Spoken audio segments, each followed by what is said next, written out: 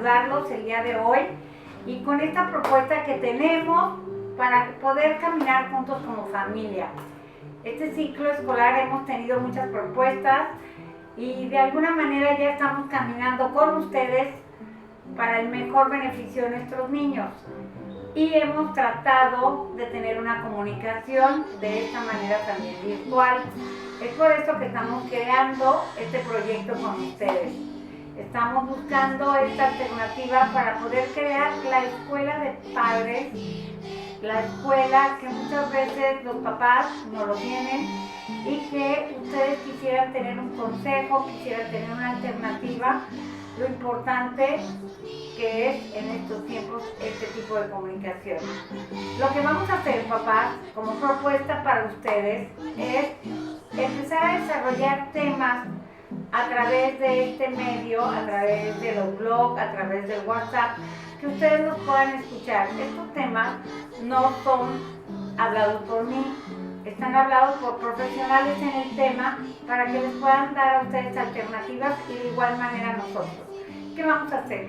Se les va a dar el tema y ustedes de igual manera lo escuchan en cualquier tiempo que tengan, en cualquier momento que puedan darse un espacio para recibir estos consejos y de esa manera poder estar en comunicación con nosotros. Estos temas también los van a ver los maestros y es para poder lograr estructurar ahorita en estos momentos la formación de nuestros niños. Y de antemano, bienvenidos por ser Familia San Roberto, bienvenidos por permitirnos seguir caminando en el proyecto de la vida de nuestros niños. Una feliz tarde y solo por hoy sonríe. Gracias. Soy Maribel Martínez, soy psicóloga. He escrito varios libros. El último es ¿Cuántas veces te lo tengo que decir?, que trata sobre cómo educar hijos hoy en día. También soy filóloga y educadora social, pero he de decir que mi mejor título es el de madre y que no hay máster ni el de terapia breve estratégica que me haya enseñado tanto como mi hija. Hola Maribel, mi nombre es María, soy madre de 3 niñas. Me interesa muchísimo todo lo que nos vas a contar. Cuando hablamos de la educación de los niños, nos vienen a la cabeza frases como cómo han cambiado los tiempos, seguro que a mis padres no les pasaría esto. Entonces, desde tu experiencia profesional, ¿cómo crees que ha cambiado la forma en que los padres queremos educar a nuestros hijos? Ha cambiado mucho y solo tenemos que hacer una rápida visión histórica y ver cómo otras familias, ¿no? Y nos podíamos ir a familias de la posguerra, ¿no? Donde las prioridades evidentemente eran sobrevivir, dar de comer a los hijos, y eran familias numerosas, eran familias donde los niños en cuanto podían empezar a trabajar tenían que trabajar para ayudar a la familia. Es otro concepto, es otros objetivos, la familia se modulaba de otra manera. Seguimos avanzando en la historia, tenemos décadas de los 60, 70 y ahí pues, los objetivos de los padres ya eran pues, más intentar darles un futuro mejor a los hijos en el sentido de que estuvieran bien formados académicamente, y esto también es un objetivo diferente.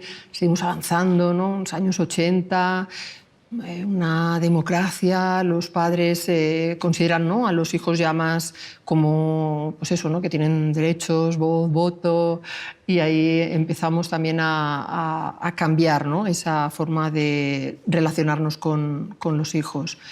Y bueno, en la actualidad tenemos una generación de padres que básicamente hay como una mezcla, ¿no? Unos padres que por un lado son muy sobreprotectores y por otro lado unos padres que son muy permisivos, ¿no?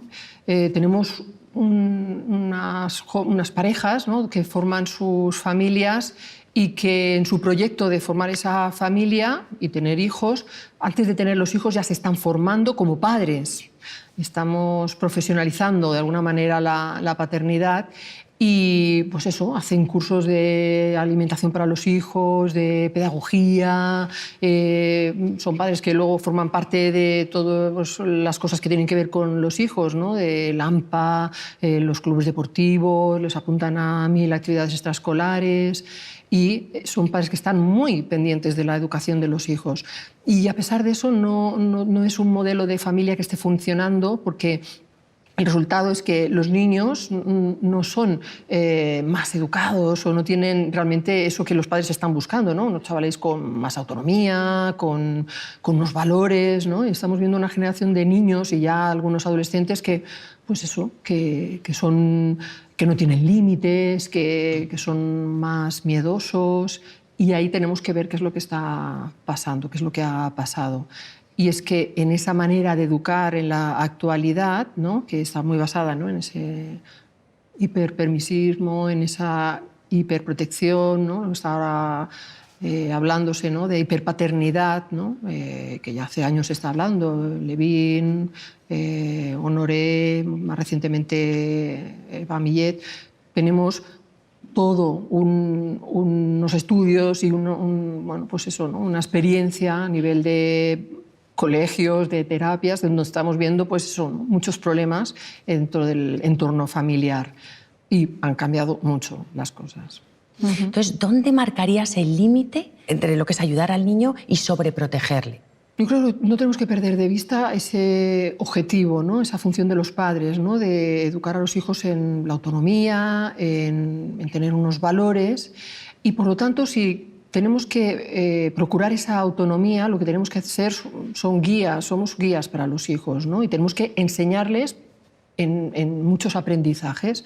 Si constantemente les ayudamos, en realidad les damos unos mensajes contradictorios, ¿no?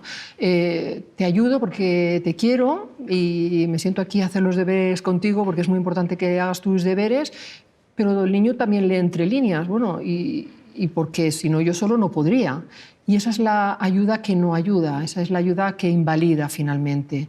Y es una forma de tratar a los hijos que finalmente, pues eso, lo sobreprotege, porque hay una ayuda excesiva, porque nos adelantamos a las dificultades.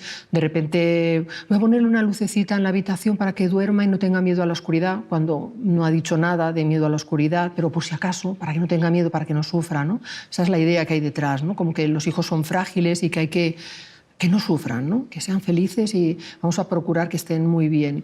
Y entonces nos pasamos de la raya. Ahí. Y es esa constante ayuda, esa sobreprotección, ese adelantarnos a sus necesidades, que vamos en realidad cortándoles, ¿no?, aprendizajes que luego ellos ven, ¿no?, que otros niños son capaces de hacer cosas y ellos no, ¿no? Las madres apisonadoras. Exacto. Porque vamos allanando, ¿no?, Exacto, un poco el terreno de los niños. Y lo que tenemos que hacer en realidad sería ponerles pequeñas piedrecitas en el camino y que vayan superando esas dificultades, y ahí es donde los niños crecen.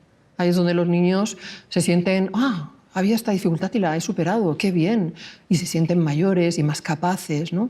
Si el camino es liso, los niños se acostumbran a que no hay peligros, no hay problemas, no hay frustración, y esto no es la realidad.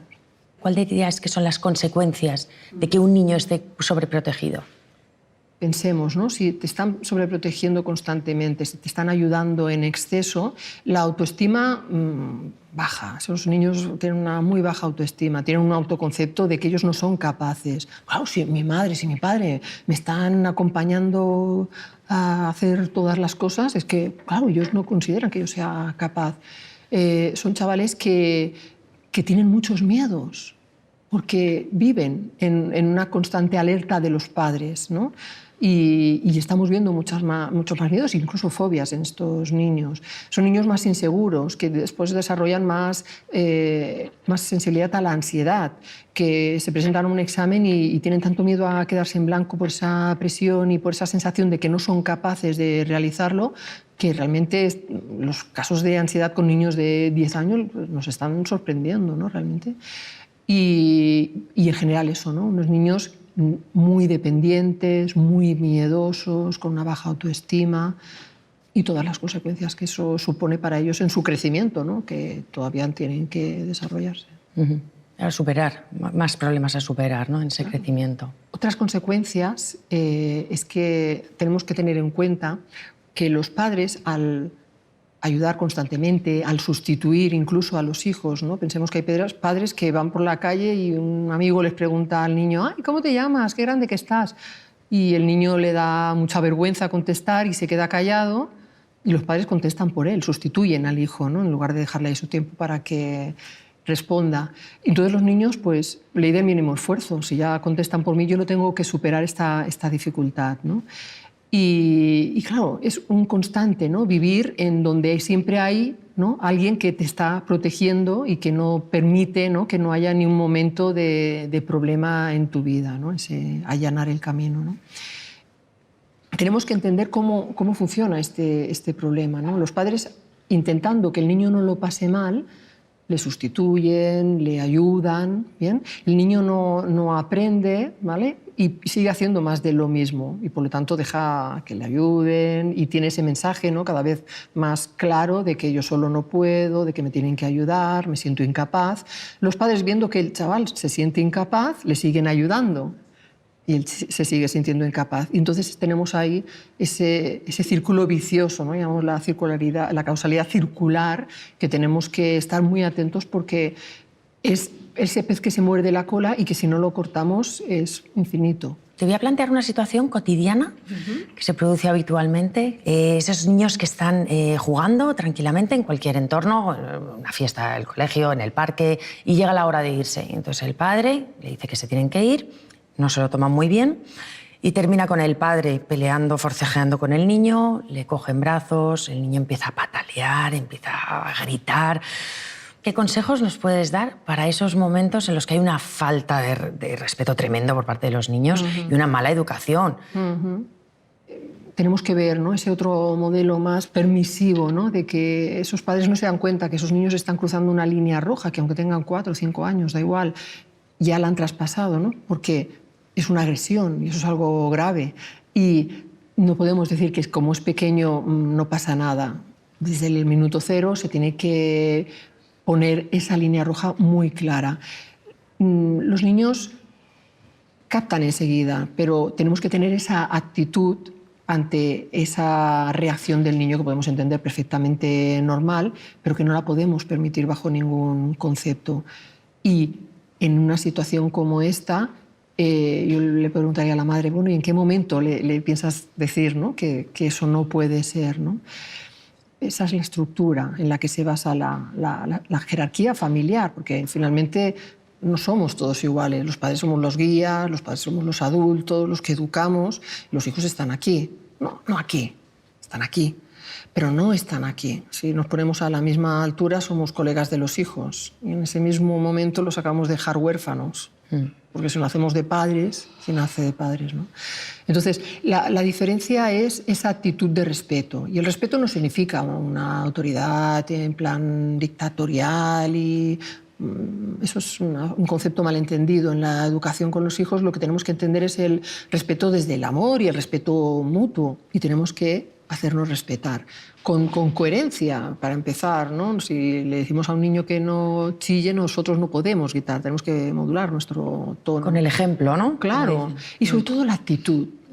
Tiene que ser una actitud en la que nosotros tengamos que poner los límites. No son los niños los que deciden a qué hora nos tenemos que ir a casa. Somos nosotros los que vemos los tiempos y que tenemos que tomar esas decisiones.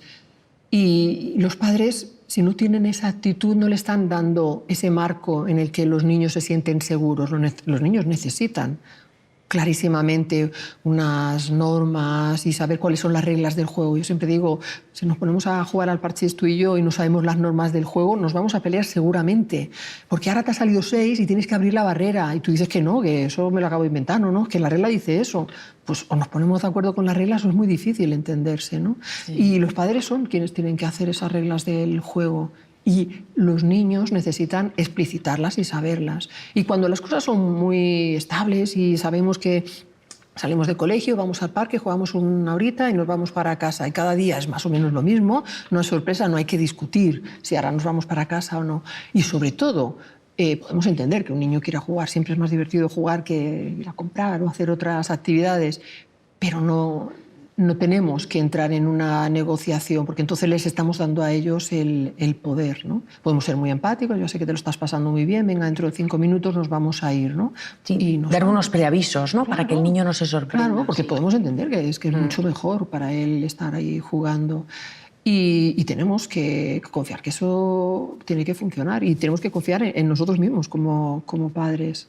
Los niños crecen pensando pues eso, ¿no? Que tienen derecho a todo, no conocen un no como respuesta, ¿no? Porque esos padres, para que los niños estén contentos, no les ponen límites, les permiten todo y ahí pues ya está, ya nos estamos perdiendo, ¿no? El niño necesita esos límites y tener la capacidad de aguantar un no como respuesta, ¿no? Y tenemos niños que tolerancia cero a la frustración precisamente por eso, ¿no? Porque nunca han recibido un no como respuesta, ¿no? Son niños que luego, cuando tiene que ser que no, porque es que no hay otra salida, esa frustración se convierte en ira, en rabia, y son niños que pueden ser realmente hasta violentos, ¿no? Y déspotas con los padres, y van creciendo encarándose a los padres, porque claro, como son colegas que miran de tú a tú, y ahí es donde la falta de respeto, desde luego, es absolutamente ausente, ¿no?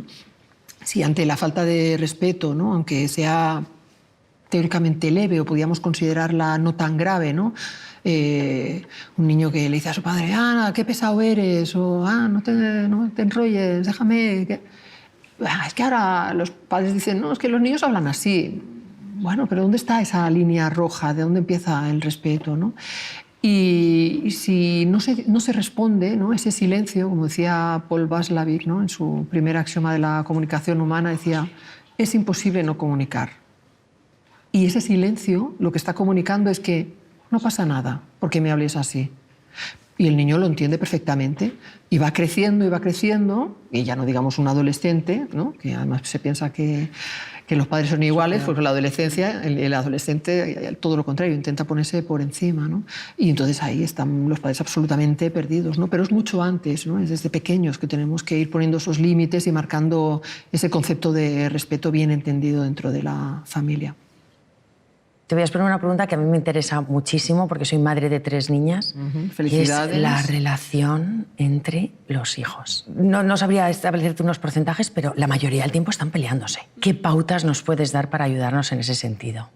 Ahí tenemos que ver, ¿no? Cómo los padres en realidad quieren que sus hijos se lleven bien, que tengan esa relación fraternal, y ese es el objetivo, ¿no? Que sean amigos, ¿no? Eso, los hermanos.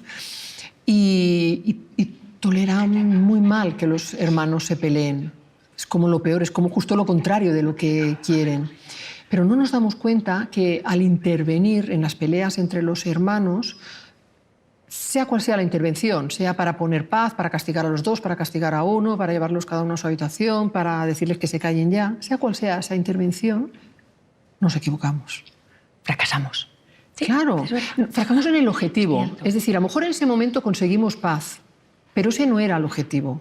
El objetivo no es que haya paz hoy, es que la haya siempre y que además ellos se lleven bien. Si intervenimos, lo que hay puede ser que con un poco de suerte paz en este minuto, pero ellos han empeorado su relación. Se acaban de enfadar más entre ellos. Porque siempre me castigan por tu culpa, porque siempre te defienden a ti. Además estamos potenciando en general que uno, en general el pequeño, se convierta en víctima, que adopte ese rol y vaya de víctima por el mundo. Y no va a adquirir herramientas para defenderse, para realmente desarrollar, ¿no? Sus capacidades sociales, de diálogo, de resolución de conflictos. Y eso es exactamente lo que tenemos que hacer con los hijos. Tenemos que dejarles que desarrollen todo eso. Por lo tanto, los niños que tienen la gran suerte de tener un hermano o dos, como en tu caso, que se peleen. El conflicto no es el problema. El problema es no resolver el conflicto. Eso sí que es un problema. Y constantemente interrumpimos la resolución del problema, con lo cual ahí se quedan enquistados y empeorando la situación. Nuevamente la causalidad circular. Aquello que hacemos para intentar conseguir el objetivo, que tengan una buena relación, justo lo que conseguimos es que empeore. Tenemos que tener una actitud diferente ante el conflicto. Y por lo tanto, si vemos a los hijos discutir, nuestra opción más saludable sería acercarnos y decirlo, bueno, veo que tenéis alguna diferencia, pues nada, ya la resolveréis. Y darles ese mensaje una y otra vez. Y si siguen peleando, decirles, bueno, estáis tardando hoy en resolverlo, pero confío en que podréis hacerlo. Y cuando una y otra vez ven que no estamos interviniendo y que realmente o lo resuelven ellos o no, nadie va a hacer nada, esa es la manera en la que finalmente no les queda otra que resolverlo. ¿Por qué no lo hacéis a la primera? Eso sí que es frustrante para los padres. ¿Cuántas veces te lo tengo que decir? No en vano es el título de mi último libro, precisamente por eso, porque es una de las frases que más repiten los padres, sin valorar que lo que hay detrás es la intención de que hagan las cosas a la primera. ¿A que sí? ¿A que tú quieres eso para tus hijos? Sí, o a la segunda, incluso te compro la segunda. No te conformes, no te conformes con la segunda. La primera es la buena. Claro, la cuestión es que les estamos diciendo que pongan la mesa, pero estamos haciendo la cena y a lo mejor estamos tendiendo una lavadora y 30 cosas más. Estamos educando también, por lo tanto tenemos que a lo mejor parar de hacer la cena, vamos a donde están jugando, le cogemos de la manita con mucho cariño y vamos hacia el cajón de los cubiertos, le dejamos ahí delante y ya está. Ya está empezando a poner la mesa. El niño alucina porque esto ha sido sin palabras. Sin gritos. Sin gritos, sin mal rollos. Y ya está, y ya no hay opción. Y si eso además lo hemos instaurado y explicitado en unas normas que tú pones la mesa, tú la quitas, cada uno tiene que hacer su cama, tú que eres mayor además me tienes que ayudar en las compras de no sé qué, aún queda más claro. Y eso es necesario en una familia, esas normas. ¿Bien? Normalmente en las familias suele haber unas normas, pero son implícitas y para que funcionen no solo tienen que ser explícitas y por lo tanto habría que darlas por escrito, sino que tienen que ser también muy coherentes con lo que estamos diciendo, ¿no? Lo primero que es el respeto. Y esa tendría que ser la primera norma en todas las familias, respetar a los padres. Y luego, en función de las edades y en función de cada familia y sus criterios, diferentes. Una jerarquía, ¿no? Claro, no es lo mismo tener un niño de 12 que de 10, que de 6. Pero es que el de 6 también puede ponerse en la mesa y también puede hacerse la cama y también puede ayudar a hacer una ensalada. Pero a veces se nos olvida eso y lo hacemos nosotros porque, claro, pobrecito, es que está jugando. O para un rato que estoy con él, no voy a estar aquí ahora discutiendo si tiene que poner la mesa o no, ya la pongo yo, que tardo 2 minutos, ¿no? Y entonces ahí nos estamos alejando, ¿no?, de esos niños que tienen que cooperar, ¿no?, y tener esos valores de familia, tienen que saber que tienen que ayudar, que tienen unos derechos y unas obligaciones. Y además, la clave, para que eso funcione y no sea un decálogo de buenas intenciones, tienen que ir acompañadas de unas consecuencias. Porque si no, no funciona. Es decir, tienes que poner la mesa, pero si no la pone y no pasa nada, olvídate, mañana el tampoco grito la no va a es poner. suficiente. Claro, el grito no funciona, eso lo tenemos que descartar. De lo que se trata es de que funcione con el mínimo esfuerzo todo esto. ¿Bien? Y por lo tanto, si las cosas son previsibles y si no pongo la mesa hoy no voy a ver dibujos, entonces yo voy a poner la mesa, por la cuéntame qué me trae. Pero claro, tiene que pasar algo. ¿Bien? No es el sábado no irás al cine. El sábado queda lejísimos, el tiempo en los niños funciona de otra manera. Eso no es eficaz. Lo eficaz es, hoy no has hecho la cama, hoy te quedas sin que te explique el cuento. Eso sí que funciona. Funciona que sea adecuado. No has llevado la ropa sucia a la cesta de la ropa sucia, la ropa se queda sin lavar, aunque sea el chándal de la educación física. Ya te lo encontrarás mañana cuando el profesor te vea llegar con los tejanos, ya verás qué risa. Eso es adecuado y además proporcional. Un día nos coge enfadadísimos y estamos furiosos y todas las semanas sin ver los dibujos. Por no haber puesto la mesa, que no es... Pues mañana para qué voy a poner la mesa si ya me he quedado sin dibujos. No queremos castigar, ese es otro concepto. No es castigar como venganza, no, esto es educar y por lo tanto la consecuencia lo que permite es que mañana tengas la oportunidad de hacerlo bien, que eso es lo que nos interesa, que mañana las cosas funcionen mejor que hoy. Esto me recuerda muchísimo a un anuncio de televisión que comentábamos antes, que él está en el suelo tirado, el niño lo pataleta y el padre le mira y se pone a imitar al niño. Entonces el niño se queda callado, totalmente sorprendido, como diciendo, ¿qué hace mi padre? como el padre demostrándole que esa situación en la que estaba haciendo el niño no tenía mucho sentido, ¿no? ¿Cómo nos puedes orientar en estas frustraciones que tienen los niños y manejar nosotros esa frustración que tiene el niño? Porque a veces estamos perdidos y no sabemos cómo ayudarle a él. Esto de las pataletas es, de hecho, un proceso habitual en la evolución de los niños. Comienza en torno a los 2 años, donde ellos han ido acumulando, ¿no?, un léxico, pero todavía no saben utilizarlo. Y con el cuerpo, ¿no?, utilizan el cuerpo y los llantos y la pataleta para expresar su rabia, su ira, ¿no?, que es una emoción muy difícil de gestionar. Pero ¿cómo es posible que eso, que normalmente dura 1 año o así, van aprendiendo a gestionar esa rabia y esa ira, esa frustración, haya niños con 6, 7, 8 años que todavía hacen pataletas, ¿no? Esto es la cosa interesante, ver cómo funciona ese problema, cómo se puede cronificar tantísimo en el tiempo, ¿no? Y detrás de esos niños hay unos padres demasiado permisivos que han caído en la trampa de, en alguna ocasión, si no al 100%, pero en alguna ocasión la pataleta al niño le ha funcionado. Entonces, estar en el supermercado y quiero no sé qué capricho y tirarse al suelo porque quiere de según qué capricho. Además, es aburridísimo eso de ir a comprar y estoy cansado y quiero ir a mi casa a jugar, pues, y expresan de esa manera, ¿no?, su malestar.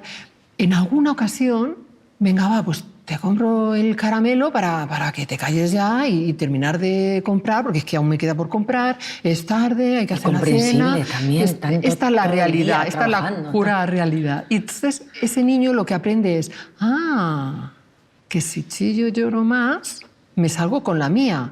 Y sin querer estamos reforzando que eso se vuelva a repetir. Y aunque los padres aguanten estoicamente ahí 9 de cada 10, esa una en la que han caído en la trampa, el niño la lee como, vale, es que tengo que insistir mucho más, pero al final yo me salgo con la mía. Y entonces es cuando esas pataletas se alargan en el tiempo de una manera increíble. Además, se queda sin aprender a gestionar su ira, su rabia, tolera a cero la frustración, y todos esos aprendizajes son los que tenemos que enseñarle al hijo y que se quedan en el aire, ¿no? Y se van alargando en el tiempo con todas las consecuencias que eso trae, ¿no? Porque es un niño que no recibe un no como respuesta. Y el no es una palabra muy importante que tenemos que aprender a utilizar. Y te invito a que te fijes la cantidad de veces que te diriges a tus hijos y empiezas la frase con la palabra no. Ya verás, te vas a acordar de mí. Fíjate. A mí me recuerda una frase que nos decían siempre, no es no sin excepciones. Pero a mí, cuando era niña, obviamente me parecía muy dura. Como madre, más aún, porque requiere de un esfuerzo. Claro. Entonces yo cuando estás diciendo el no es no sin excepciones y lo estás demostrando con los ejemplos, ¿no? Es decir, nunca puede haber un sí, porque entonces se te derrumba todos los noes anteriores, ¿no? Es un poco eso. Exacto. Lo que quieres decir. Y no solo eso, sino que el aprendizaje de la frustración, que es un proceso, tiene uno de los detonantes, es la palabra no. Un niño que oye la palabra no ante una demanda, ya está, ya no atiende a razones. Lo que viene después del no le interesa para nada. Ya está. Ya la hemos liado, ya no escucha. Pero los padres se esfuerzan en darle todos los argumentos del por qué no. Hay detrás la idea de que si el niño entiende por qué no, lo aceptará y estará contento. Gracias, mamá, ya entiendo por qué no hay pizza. Hoy toca verdura porque tiene muchas fibras, muchas vitaminas. Y, gracias, que estás cuidando mi salud.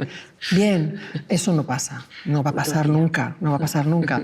Pero nos esforzamos porque tenemos esa idea, ¿no? Y eso es nefasto. Tenemos que entender que los niños no van a entender. Y tenemos que aceptarlo. Eso es un aprendizaje. Y por lo tanto, tendrán que hacer cosas, aunque no les guste, y tendrán que comer esa verdura, y tendrán que aceptar que no puede ser el caramelo todos los días, y que ahora nos tenemos que ir del parque. Y somos nosotros los que tenemos esa actitud, ¿no? Otra alternativa a la pataleta sería alejarnos. Es decir, el niño hace la pataleta para que lo veamos. Si no lo vemos, no la va a hacer. No tiene sentido para él demostrar su enfado.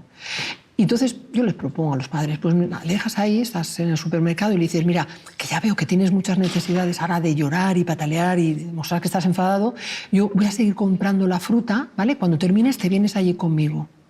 Pero la importancia es cero, y no desde el enfado, no desde el para allá, no chilles, no, porque eso todavía exacerba más este proceso. El niño no se siente comprendido y necesita demostrar todavía más su enfado. Y por lo tanto, tener esa capacidad, ¿no?, para alejarnos y confiar, ¿no?, y tener ahí un ojo, por supuesto, pero que él se va a calmar y que va a venir es fantástico, ¿no? Luego están los niños que con el tiempo, ¿no?, que iban adquiriendo grandes capacidades de actores y actrices, ¿no?, y que, claro, y que con esos 6, 7, 8 años siguen haciendo esas pataletas. Tenemos que desmontarles esto que les ha funcionado y que ya no va a funcionar, ¿no? Yo les propongo a los padres que entiendan que sus hijos son grandes actores y que vamos a connotar esta pataleta de una gran actuación, ¿no? Y que se lo digan a su hijo. Oye, de verdad que lo haces bien, ¿eh? Que se nota la experiencia. Es que lo haces muy bien. Mira qué gesto, mira que... Y ese grito, muy bien. Incluso sentarse a observar y decir, ay, mira, este es nuevo. Oye, bien. Es una forma diferente de percibir al niño. No es el monstruo que nos está haciendo la vida imposible. No me tengo que enfadar con él. Tengo que girar 180 grados eso que he hecho hasta la fecha, que básicamente es no llores, no chilles, no hagas esto, por algo diferente que funcione. Porque lo otro, desde luego, no funciona. Llevamos ya años y vemos que eso no funciona. A mí siempre todos los padres me han dicho, no, yo llevo a mi hija al colegio porque es el momento en el que le levanto, le doy el desayuno, vamos de la mano.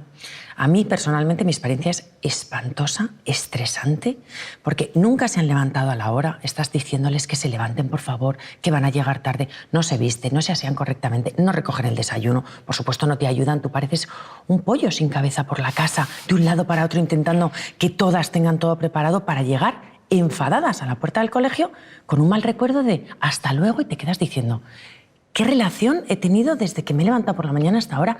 ¿Qué estrés?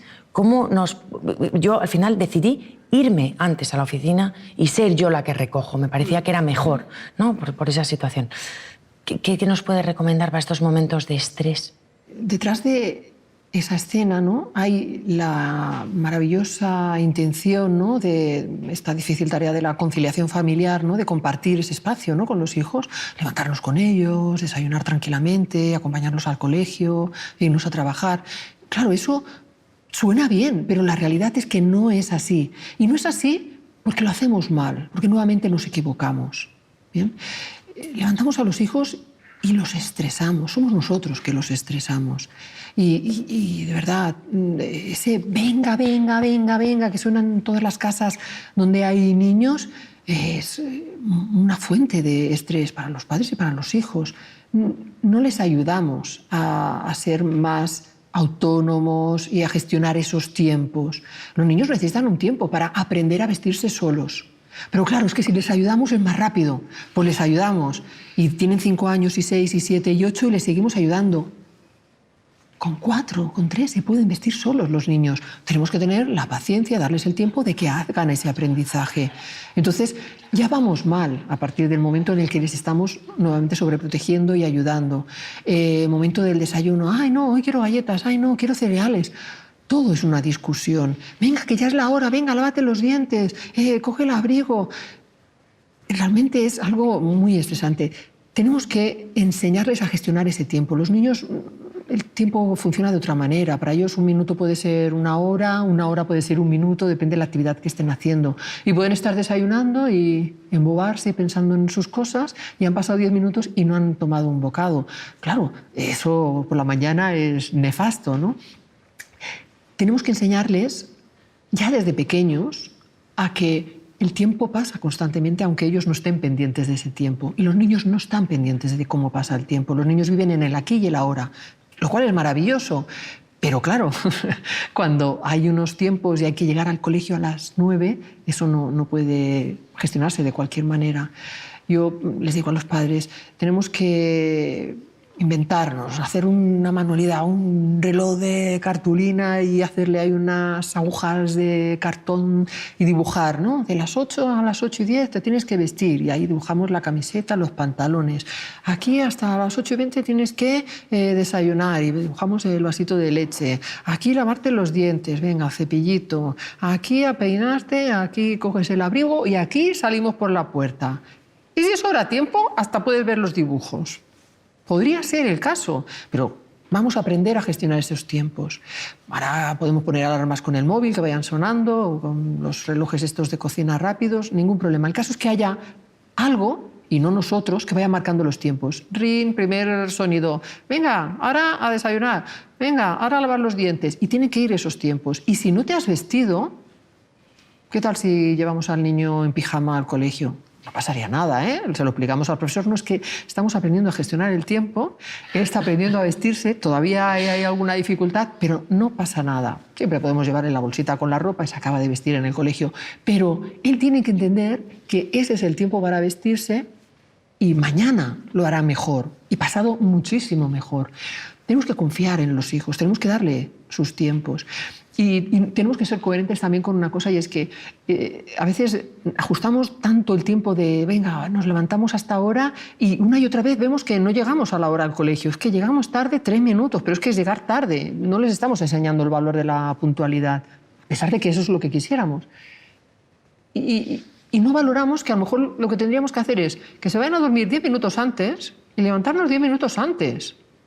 Porque esos 10 minutos, que necesitan de sueño, por lo tanto no se los quitemos, nos acostamos antes, a lo mejor es la gran diferencia. Vamos a levantarnos 10 minutos antes, vamos a ir un poquito más relajados. Porque sí, dormir es salud, pero es que el estrés que les está generando después se la quitas y con creces. Por lo tanto, no compensa y hay que finalmente entender que lo que estamos haciendo es educar, y ahí en esa mañana les estamos enseñando muchas cosas. Un tema que en nuestra vida rutinaria ya se ha impuesto, que son los grupos de WhatsApp. Y ahora me refiero a los grupos de WhatsApp que se llama tercero C, segundo B, cuarto A, que es un horror lleno de mensajes que además aprovechan otras madres para meter cosas que no son. ¿Cómo gestionamos esta información continua sobre todo lo que tienen que hacer nuestros hijos y que teóricamente ya ha sido transmitido por el profesor, por el colegio, por los canales que ellos consideran y que entendemos que ellos ya tienen que haber adquirido? Nuevamente pensemos en términos de objetivos. ¿Cuál es el objetivo de ese grupo? Todos esos padres son padres hiperprotectores que tienen muy claro que sus hijos tienen que llevar las tareas del colegio, que tienen que hacer los deberes, que tienen que aprobar, y que ellos controlan y supervisan las tareas del colegio y no quieren perderse ni un detalle de las cuestiones educativas y académicas de sus hijos. Bueno, la idea podría parecer buena, ¿no? El estar ahí para que los hijos ¿no? aprendan y aprueben, pero la manera en la que se hace nos equivocamos. ¿Por qué? Porque al final son los niños los que tienen que gestionar su material, su agenda, tienen que hacer sus deberes y tienen que estudiar. Nosotros como padres les tenemos que enseñar todas esas cosas. Y las primeras veces que tienen deberes nos tenemos que sentar con ellos y explicarles cómo es esto de hacer deberes. Los primeros días que tienen exámenes, pues habrá que enseñarles a hacer un examen. A estudiar no es fácil, ¿no es? ¿Cómo se estudia? Bueno, pues vamos a leer, vamos a hacer un resumen, un esquema, ahora ya te lo sabes, adelante, ánimo, te irá muy bien. Y ir dejando esa distancia y que poco a poco lo vayan haciendo solo. Ya está, ahí se acaba nuestra misión. Pero es como si en el fondo los padres no confiaran en los hijos. O al menos los tratan como si no confiaran. Con lo cual, los niños reciben ese mensaje. Claro, mi mamá está ahí pendiente de los deberes que tengo porque no confían que yo lo apunte en la agenda. Y además, él se acaba relajando porque ¿para qué voy a apuntarlo en la agenda si ella luego lo va a saber? Y digo ella porque tristemente siguen siendo las madres las que llevan estos grupos de WhatsApp. Ya está. Y mañana tenemos examen de matemáticas y el sábado partido de básquet y no lo tenemos los padres, lo tienen los hijos. Y nosotros lo único que tenemos que hacer es enseñarles a gestionar todo eso, acompañarles hasta que lo hagan de una forma autónoma.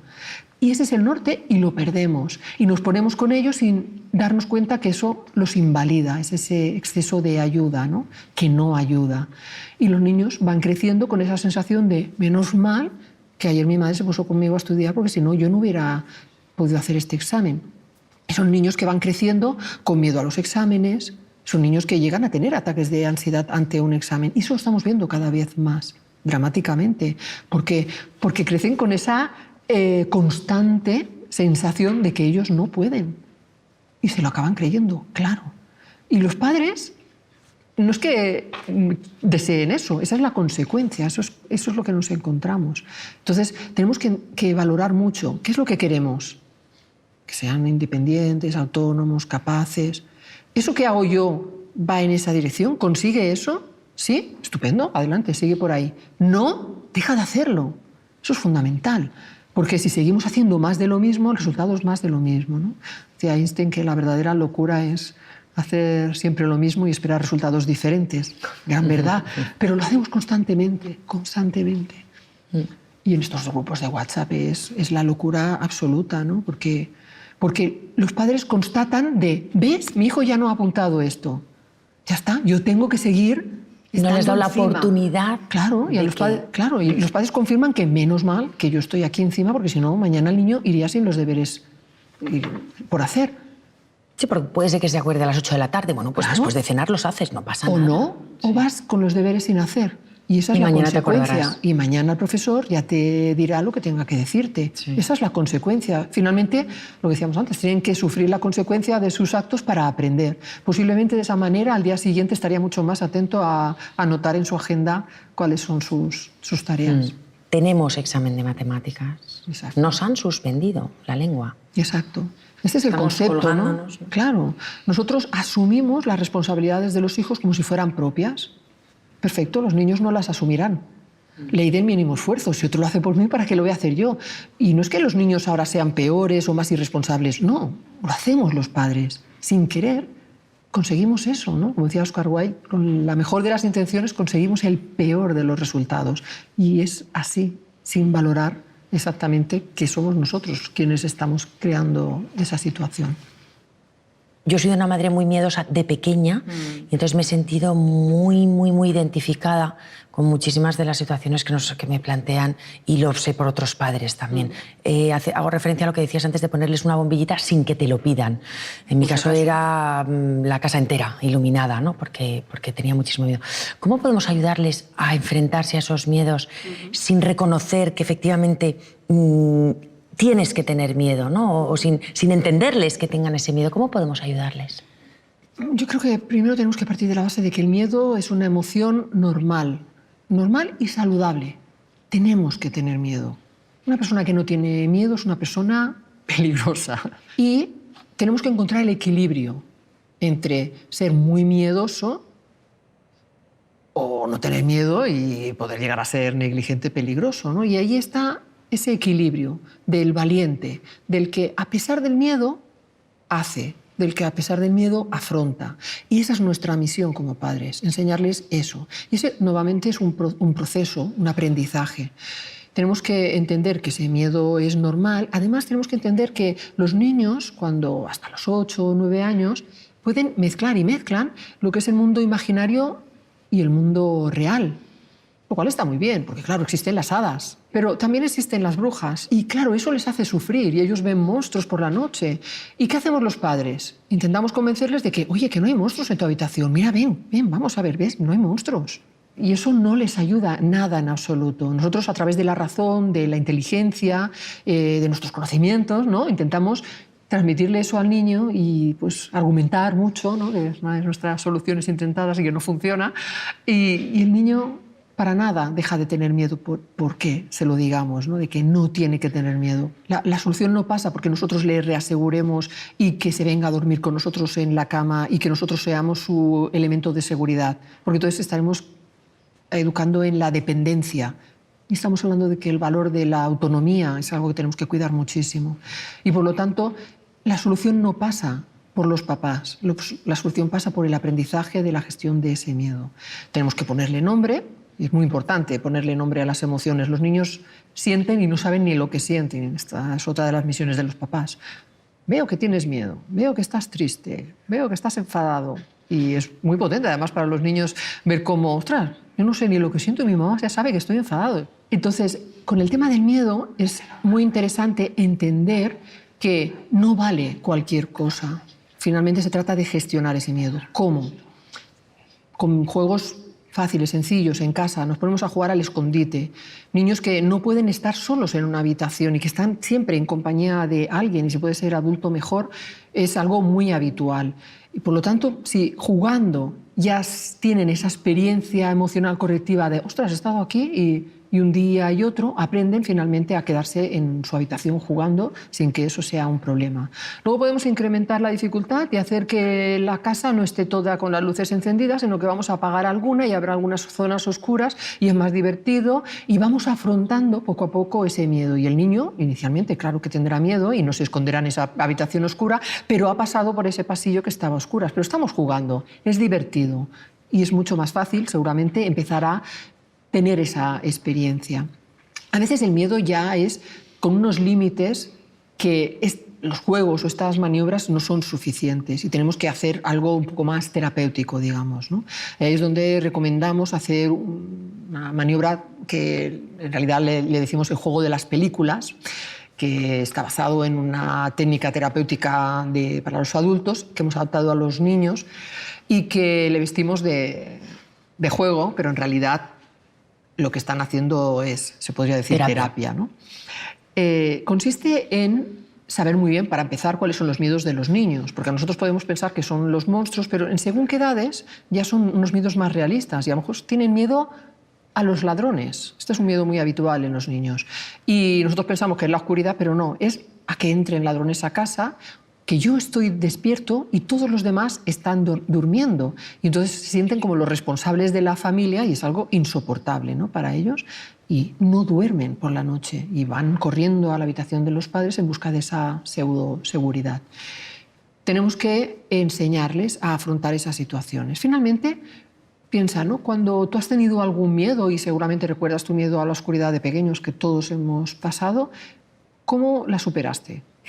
Yo creo que continuamente me ponían en contacto con o lo que me decían es míranos a los que estamos alrededor, que no tenemos ese miedo y no nos pasa nada. Es decir, ponerte en contacto con la realidad, supongo, ¿no? Si pensamos en los miedos que hemos dejado atrás, los hemos superado porque los hemos afrontado. No hay otra manera, finalmente. Tengo miedo a subir al ascensor, tendré que acabar subiendo a un ascensor para saber que he superado ese miedo. Tengo miedo a la oscuridad, la única manera de saber que ya lo he superado es porque puedo sostenerme estando en la oscuridad. Sí. Con los niños lo mismo, y por lo tanto tenemos que ayudarles a afrontar y superar esa situación. El juego de las películas consiste en hacerlo primero de una forma como teórica, imaginaria, y utilizamos la imaginación de los niños, que tienen mucha, y le decimos, vamos a jugar a las películas. El niño encantado, venga, vamos a jugar. Y vamos a hacer durante 10 minutos una película en la que... Vamos a hacer una película, pero de terror, ¿eh? Tú vas a ser el protagonista y vamos a hacer como que está pasando ahora, y además que va a pasar lo peor que quieras, que te puedas imaginar. Es por la noche, estás en tu cama, solo, oscuridad total, todos estamos durmiendo. ¿Qué es lo peor que podría pasar ahora? Y el niño, pues que entren ladrones, vale. Y entonces vamos a visualizar eso, ¿vale? ¿Por dónde entran? Por la ventana del comedor, vale, entran por la ventana. ¿Y qué hacen? Pues vienen a mi habitación, muy bien, ¿cuántos hay? Y le ponemos forma y le ponemos cara, y cómo son, y qué llevan puesto, y llevan barba, ¿no? Llevan armas. ¿Y qué hacen? Es decir, vamos a vivir esa película en primera persona y en presente. Vamos a intentar vivir el miedo y acompañándoles nosotros al lado. Y hacemos ese guión de la película en la que el niño va afrontando con la imaginación sus peores pesadillas, fantasías, monstruos. Y nosotros lo que hacemos siempre es empujarles a... ¿Y cómo sería peor todavía? ¡Oh! Han entrado los ladrones, están en casa. ¿Peor? Sí, peor. Entran en tu habitación, ¿vale? ¿Y peor? Pues no sé, pues que vienen a pegarme, ¿vale? ¿Y cómo te pegan? Pues empiezan a levantar la mano y todos nos encontramos con la maravilla de que los niños dicen, y hago el salto ninja y le bloqueo y le tiro al suelo y no sé qué, y voy corriendo a buscar el teléfono y llamo a la policía y llamo al papa y están salvando a la familia, de repente son los héroes. No, no, que estamos haciendo una película de terror, vuelve para atrás, que no, que esto no puede acabar bien, que esto es una película de terror. Ah, vale, bueno, pues entonces... Y seguimos haciendo esa película. El niño está viviendo en primera persona lo que no se atreve a ni imaginar un segundo.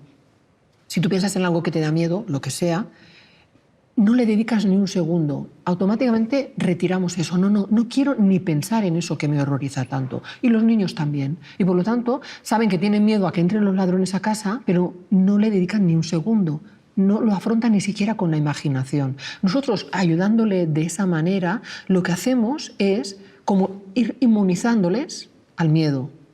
Y eso que inicialmente es un monstruo muy grande, al final lo llegan a tocar y se desvanece. Y realmente lo vamos viendo porque esas películas de terror inicialmente sí que les puede asustar, pero las hacemos un día y otro. 15 días después es casi hasta divertido. Y están ya ahí preparando cuál será la estrategia cuando vengan los monstruos o los ladrones.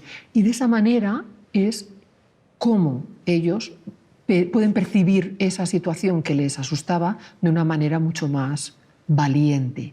Y eso no significa que no les dé miedo y no tengan que tener miedo a que entren los ladrones a casa, pero no de una manera que les invalide. Y mucho menos que nosotros seamos cómplices de esa situación en donde no les hemos ayudado, todo lo contrario, les hemos dicho, no, no, la seguridad te la doy yo, si tú estás conmigo estarás bien. Eso no les ayuda a crecer. Vamos con otra pesadilla que a la que nos enfrentamos los padres, que es la hora de la comida con los niños. La desesperación, no te levantas, te pongo el plato esta noche. ¿Qué podemos hacer? Lo que hay que ver es, ese niño está sano, está creciendo normalmente, el pediatra ha dicho que está excesivamente delgado y que hay que intervenir. Si no es así, no hay problema. En realidad está comiendo suficiente. Somos los padres que tenemos un concepto de que la cantidad debería de ser otra, ¿no? Otra cosa es la variedad que haya ahí, ¿no? Y que sería también otro problema a la hora de la comida. Pero es muy interesante, ¿no? Que lo que nosotros pretendemos, ¿no? Que es esa salud de los hijos, depende de lo que hagamos, conseguimos un problema, ¿no? Y que la hora de la comida sea realmente un desastre y que estemos ahí 2 horas sentados, cansinos, y venga y come y come. Ahí se da una circunstancia y es que los niños, sin querer, se dan cuenta de, anda, si yo estoy aquí 2 horas con la bola y comiendo lentamente, tengo a mi mamá aquí sentada. Ah, es una manera, sin querer, de obtener un beneficio secundario. Bueno, pues es mejor tener aquí a mamá que no terminar de comer rápido y no tenerla. Bueno, pues no les está tan mal. Claro, no les estamos enseñando a que hay unos tiempos para comer y que si no tienes hambre no hay problema, cuando tengas hambre comerás, porque eso es un principio básico que funciona. No hay ningún niño que teniendo hambre le ofrezcas un plato de verdura y no se lo coma. El niño no se puede ir a la cama sin cenar. Y si hace falta, pues le hago un plato de macarrones rápido, pero que se coma un yogur, con lo cual la verdura se queda ahí intacta en el plato. Y el niño lo aprende perfectamente. Si me opongo, me hacen otra cosa. Ya está, boca cerrada y a esperar a la alternativa, ¿no? Dentro de esa hiperprotección, ¿no? En donde no podemos ni imaginar que se vaya a la cama sin cenar el niño. Y ahí estamos nosotros creando un problema donde no lo había. Ah, no quieres cenar, ningún problema. Mañana para comer tendrás esta verdurita y tendrás tanta hambre que te la comerás muy bien. Venga, buenas noches. No hay problema, pero tenemos que confiar finalmente en que eso pueda ser posible y que no pasa nada, que hay margen de maniobra, pero no lo hacemos y por lo tanto el problema continúa. Muchísimas veces también nos encontramos con situaciones con los niños, pero siéntate, pero estate quieto, pero come, pero no te levantes, los modales, desesperante. Sería otro ejemplo, ¿no? Donde repetimos lo mismo y en esa interacción nada cambia y no nos damos cuenta que no funciona y por lo tanto tenemos que hacer algo diferente. Basta ya. En lugar de decir siéntate, siéntate, siéntate, está muy bien poderles decir, mira, me he dado cuenta, y me ha costado tiempo, es que tú no necesitas silla. Tú no necesitas silla. Yo estoy aquí con que te sientes... Que no, que a partir de ahora fuera la silla. venga, tú a comer de pie. Es decir, esto no es un castigo, ¿eh? No es el tono de, pues como no te sientas, te quito la silla, y es un castigo. Esto es la alianza, esto es por fin te entiendo. Fuera la silla, y la alejamos bien lejos, la silla, y no la volvemos a poner en la mesa. Y el niño a partir de ese momento come de pie. ¿Cuánto tiempo crees que tarda En pedir a gritos la silla? Cuando la pida, tenemos que decir que no, que si tú no la quieres la silla, acuérdate, que luego te levantas, no, tú estás mucho mejor de pie. Cuando ya nos insiste mucho y varios días y venga, se lo concedemos. Entonces tenemos que reaccionar muy rápidamente porque es una cuestión de poquito tiempo, 5 minutos, que haga el amago ya de levantarse o de sentarse mal. Ahí es donde te... ¿Ves? Y entonces que él nos dice, no, yo me quiero sentar, déjame la silla. Y ya está, ya lo hemos cambiado. A partir de ese momento ya no vale siéntate, siéntate, siéntate. Vale una mirada y decirle, y que él reaccione. Bueno, Maribel, hemos hablado de muchísimos temas muy interesantes. Creo que nos va a ayudar muchísimo, a mí desde luego, y a muchísimos padres. De todas formas, cada niño es un mundo, cada padre somos diferentes. Es complicado. Es complicado. En ningún momento me oirás decir que esto de educar hijos es fácil ni sencillo, es muy complicado. Yo siempre digo que antes de ser madre yo pensaba que... Yo tenía el proyecto de ser madre siempre, con lo cual siempre pensaba, ay, con todas las familias que yo he ayudado, el día que sea madre lo voy a hacer perfecto. Yo seré una madre perfecta, una madre de 10. Y llegó mi hija y me puso en su sitio. De hecho, siempre digo que antes de nacer ya me estaba enseñando cosas. Ya empezaba a vivir hasta mi embarazo con ansiedad, ¿no? De que todo fuera perfecto, de que todo... Y eso es imposible. Tenemos que tener un margen de maniobra, tenemos que entender, ¿no? Que hay cosas que no podemos controlar y que hay unos márgenes ahí que están bien, ¿no? Recuerdo cuando le ponía límites a mi hija, que era pequeña, y ella se enfadaba muchísimo. Claro, como es normal. Yo me mantenía ahí firme y ella me decía, es que eres malísima. Yo le daba la razón. Sí, soy muy mala, pero no había opción. El límite estaba puesto y eso era lo que era. Y incluso le decía, es que te ha tocado la peor madre del mundo. Y ella me daba la razón. Sí, eres la peor madre del mundo. Y yo pensaba, bueno, vamos bien. Si ella piensa eso, es que le estoy poniendo límites, le estoy poniendo dificultades, ella tiene que superarlas y de esta manera le estoy ayudando a crecer. Y lo bonito es que efectivamente crecen y con el tiempo ella entendió por qué le decía eso. Porque al final lo que consigues es que ella entienda, ¿no?, que ese límite está puesto para que ella pueda seguir adelante, ¿no? Exacto. Es un poco... Exacto. Absolutamente necesario. Pues Maribel, me ha encantado charlar contigo, me ha encantado esta oportunidad que me han dado de poder entrevistarte. Los temas que hemos tratado personalmente me van a servir muchísimo y a cualquier padre que lo oiga seguramente también. Y agradecerte este tiempo. Muchas gracias a ti también.